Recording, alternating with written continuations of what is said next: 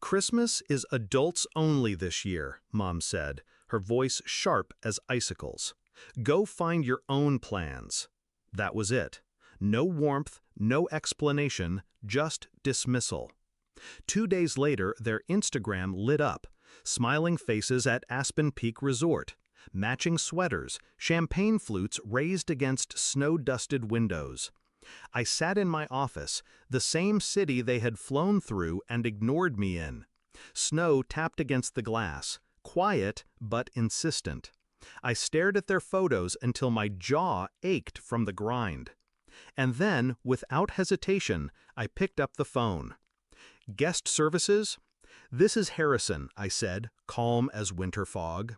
"Yes, I'm calling about the suite under our name. We won't be needing it. Please relocate us. Family emergency. The room should go to paying guests." I gave them the reservation code. Their suite, their comfort, their perfect holiday, gone with one phone call. I wasn't always this cold. Once I would have begged to be included. Back then, I was the one carrying Christmas.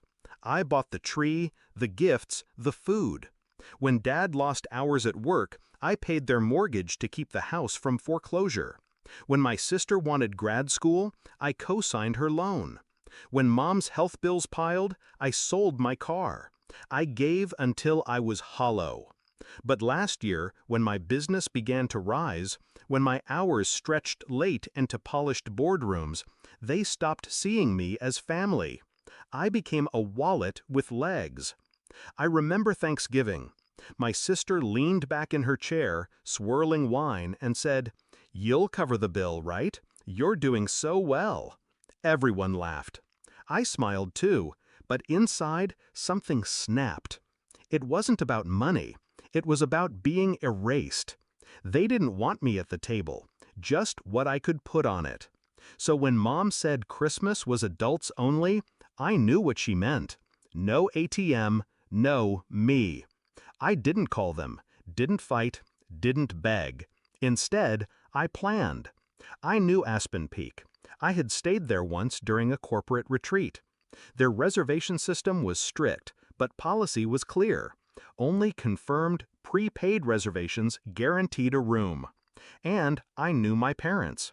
They loved to work connections, slipping cash to clerks for upgrades, promising payments later.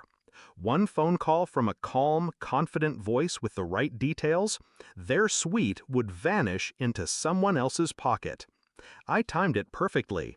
Christmas Eve. They had just checked in, posted a photo in front of the fireplace. I waited 2 hours, enough time for them to unpack, relax, order champagne. Then I called. And Aspen Peak followed policy. Later, I found out how it unfolded. A family from Chicago walked in with a confirmed reservation. My parents' suite was reassigned. Security knocked on their door. My mother's shrill protests could be heard in the lobby, my sister snapping photos to report the injustice. But policy is policy. Bags out, room gone. They spent Christmas not by the fire, not at their table for 12, but in a roadside motel 20 miles down the mountain. A place with peeling paint and thin blankets. Their Aspen dream collapsed into fluorescent reality.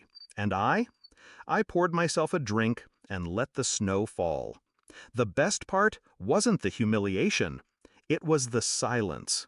They never connected it to me. They blamed the hotel, the staff, the system.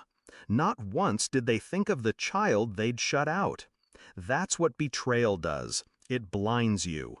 They couldn't imagine I'd learned their tricks, that I'd use their own arrogance against them. 3 weeks later, my phone buzzed. Mom. I let it ring. Then Dad. Then my sister. Finally, a voicemail. "We need to talk. We know you had something to do with Aspen. This childish behavior has to stop. We're family." Family. The word tasted bitter. I deleted the message without listening to the end. Revenge isn't about shouting. It's not about throwing plates or making scenes. It's about precision, timing, silence. It's about letting them feel the cold they once gave you. They taught me that. This year, snow falls again outside my office. My desk is heavier now, papers stacked with contracts, partnerships, plans. My company is growing. My life is mine. And theirs? Well, they'll post fewer photos this holiday. Maybe none. Because Aspen doesn't take connections anymore. It takes cash. It takes commitment. Two things they never understood. Do I regret it? Not for a second. I didn't raise my voice. I didn't break laws. I didn't even lie. I simply stepped back. And with one phone call, I reminded them I wasn't their wallet. I wasn't their fool. I was the snowstorm they never saw coming. And when the storm hit, it buried them in silence.